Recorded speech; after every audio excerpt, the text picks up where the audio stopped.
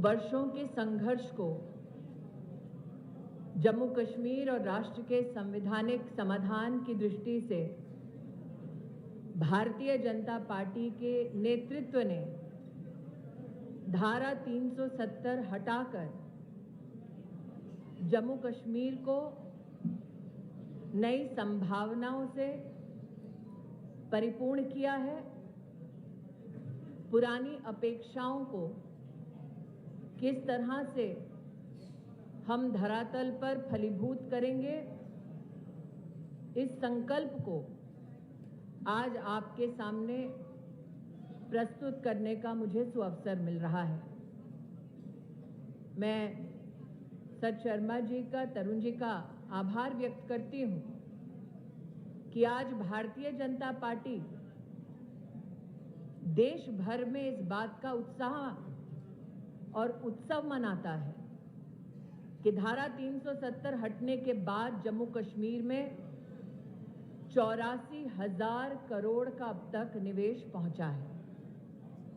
भाजपा के कार्यकर्ताओं का ये गौरव है कि नरेंद्र मोदी सरकार के चलते जम्मू कश्मीर को न सिर्फ IIM, IIT और एम्स की सौगात मिली, बल्कि साथ ही जम्मू कश्मीर के नौजवानों को मुद्रा योजना के माध्यम से सशक्त करने वाली भाजपा की सरकार आज इस बात का गर्व करती है कि मात्र साल 2023-24 का अगर आप आंकड़ा देख लें तो 3 लाख नौजवानों को जम्मू कश्मीर में 8,000 करोड़ रुपए की मदद मुद्रा के माध्यम से मोदी सरकार ने सुनिश्चित कराई।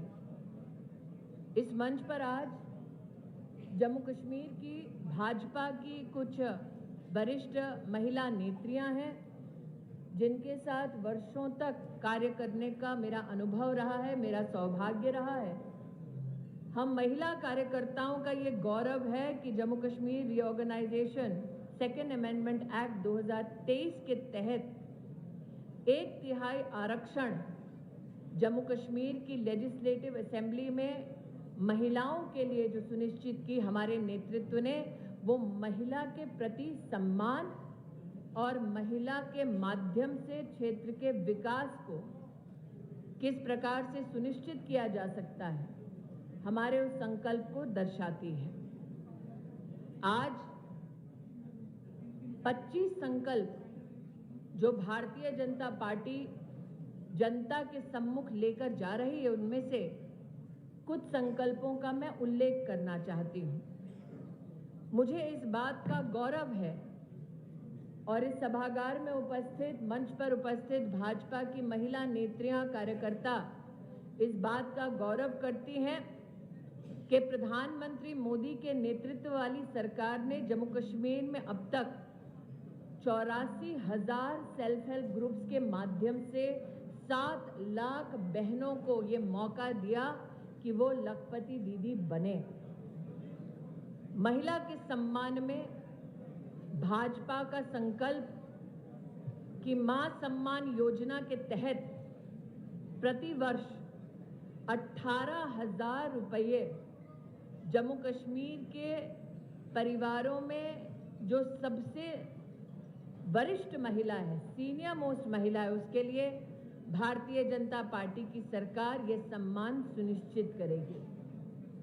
हमारा ये गौरव है कि हमने उज्ज्वला योजना के माध्यम से जम्मू कश्मीर में 1,17,000 से भी ज़्यादा परिवारों को जोड़ा और अब हमारा संकल्प है कि मोदी जी के नेतृत्व में उज्ज्वला की इस योजना के तहत भाजपा की सरकार जम्मू कश्मीर में बनते ही 2 फ्री LPG सिलेंडर्स प्रति वर्ष प्रधानमंत्री उज्ज्वला योजना के अंतर्गत जम्मू कश्मीर के इन गरीब परिवारों में बहनों को दिए जाएंगे।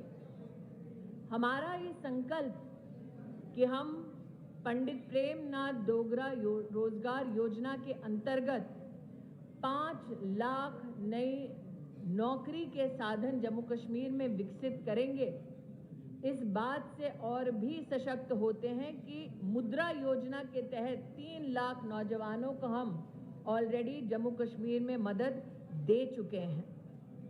कई नौजवान अभिलाषी हैं कि वे यूपीएससी और जेकेपीएससी की तैयारी करें। वो परिवार जो इच्छुक हैं कि उनके बच्चे यूपीएससी और जेकेपीएससी की तैयारी करें और जिन्हें मदद की दरकार है, उन्हें 2 साल तक कोचिंग के लिए 10,000 रुपये भारतीय जनता पार्टी संकल्प लेती है कि हम मुहैया कराएंगे। हमारे लिए ये गौरव का विषय है कि देश में डिजिटल क्रांति लाने वाले नेता का नाम नरेंद्र मोदी है और उनके आशीर्वाद से भारतीय जनता पार्टी संकल्प लेती है कि दूर दराज इलाकों में जो छात्र हायर सेकेंडरी क्लासेस में पढ़ना चाह रहे हैं, उनको लैपटॉप और टैबलेट्स देने की व्यवस्था भाजपा की सरकार जम्मू कश्मीर में करेगी। इसी प्रकार से जम्मू में स्पेशल इकोनॉमिक जोन के तहत आईटी हब का स्थापित होना, 3 रीजनल डेवलपमेंट बोर्ड्स का संकल्प पूरा होना और एमएसएमई की दृष्टि से भी हमारी लोकल इकोनॉमी को सशक्त करने के संकल्पों को जब मैं प्रचार में जा रही हूं तब देख रही हूं कि लोग भली भांति इन संकल्पों से परिचित हैं और इन संकल्पों का स्वागत कर रहे हैं।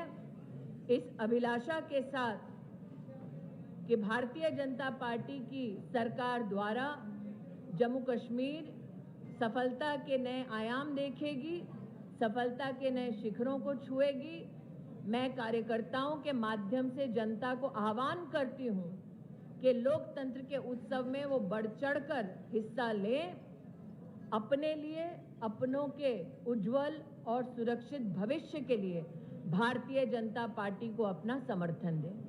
I now leave the floor open for questions. आप रेगुलेट कर दें और मुझे अगर रिपोर्टर का नाम और पब्लिकेशन का नाम पता चले तो। अजय वाचलू जी, एबीपी न्यूज।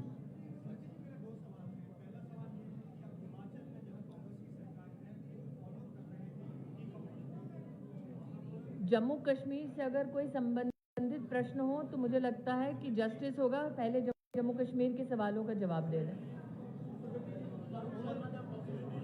आपको सूची करना।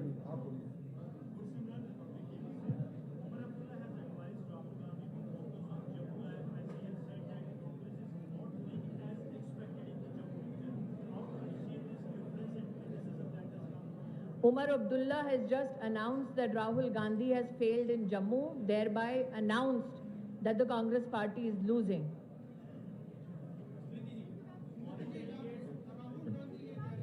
नहीं, पहले अपना नाम और चैनल करो।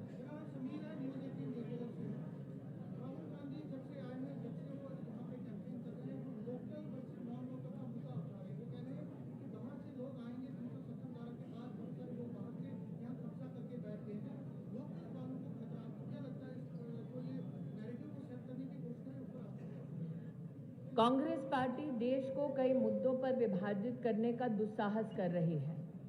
हिंदुस्तान में जन्मा हुआ व्यक्ति जिसकी रगों में हिंदुस्तानियत और हिंदुस्तान का खून दौड़ता है, क्या वो देश के किसी भी भूभाग में बाहर का हो सकता है?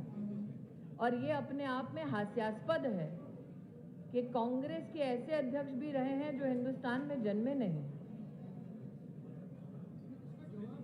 जवाब दे दिया मैंने।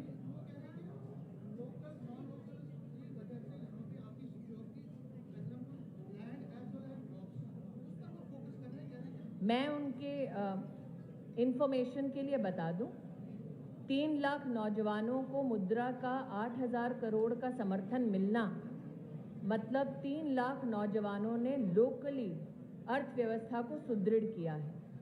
1,69,000 एमएसएमई का गत 3 वर्षों में भारत सरकार की योजनाओं के माध्यम से अर्थव्यवस्था को लोकली सुदृढ़ करना, इन सारे आंकड़ों के पीछे बैंक अकाउंट की डिटेल्स हैं। तो राहुल गांधी क्या कहते हैं और नरेंद्र मोदी धरातल पर क्या कर रहे हैं, उसका मैं आपको प्रमाण दे रही हूँ।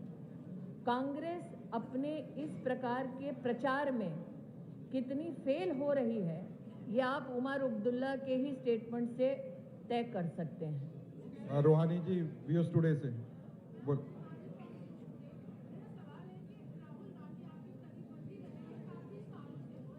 Do you have a question about Jammu Kashmir?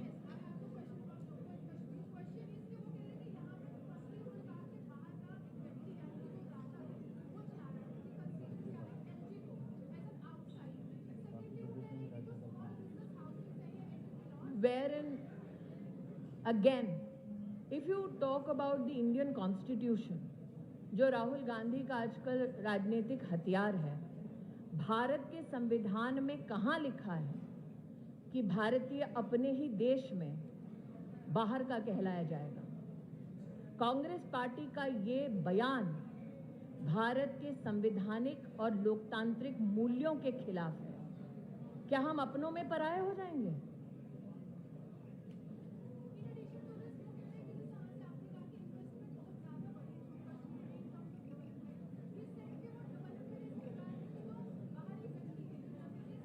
Congress party का दुख ये है कि धारा 370 हटने के बाद जम्मू कश्मीर की तिजोरी पर लूटने का उनका अधिकार चला गया है। भट्ट साहब, सर एक मिनट। भट्ट साहब, हाँ जी, नाम और चैनल। जम्मू कश्मीर का कोई सवाल हो तो वो करें। आप तेजी जी, यू हैव टू रेगुलेट। हाँ से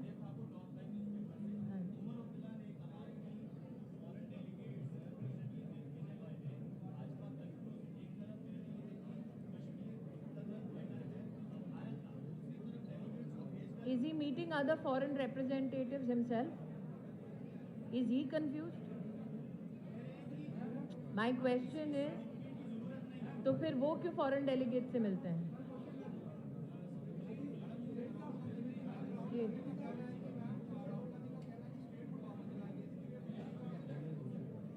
भारतीय जनता पार्टी ने संसद में स्टेटहुड रेस्टोरेशन का संकल्प बोल दिया है। प्रधानमंत्री जी ने, गृह मंत्री जी ने और सुप्रीम कोर्ट में भारत सरकार के प्रतिनिधि सॉलिसिटर जनरल ने विधिवत लिखित अपना स्टैंड रजिस्टर कर दिया है। स्टेटहुड के विषय में कांग्रेस का प्रॉमिस है आंदोलन और बीजेपी का संकल्प है रेस्टोरेशन। फर्क ये है कि केंद्र में बीजेपी की सरकार है जो इस संकल्प को पूरा कर सकती है, कांग्रेस की सरकार नहीं है। बस ठीक है।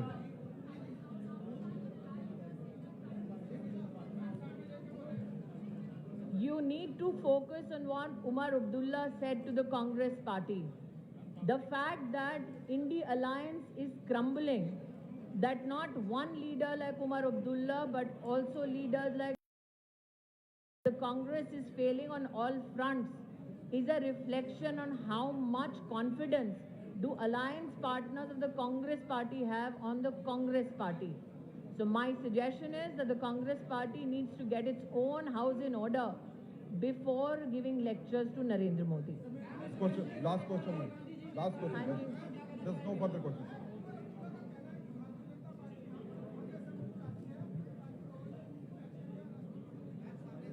क्या उमर अब्दुल्ला साहब ने हार मान ली है? क्योंकि पहले तो कह रहे थे उनकी पूर्ण बहुमत आ रही है। भारतीय जनता पार्टी हर मन से कह रही है कि हम सरकार बनाएंगे। हमारे यहाँ पर पॉलिटिकल स्टैंड का डाइल्यूशन नहीं हुआ है। उमर साहब का ये कहना अपने आप में आपको संकेत है कि उन्हें अपनी हार साफ दिखाई दे रही है। Thank you ma'am, thank you.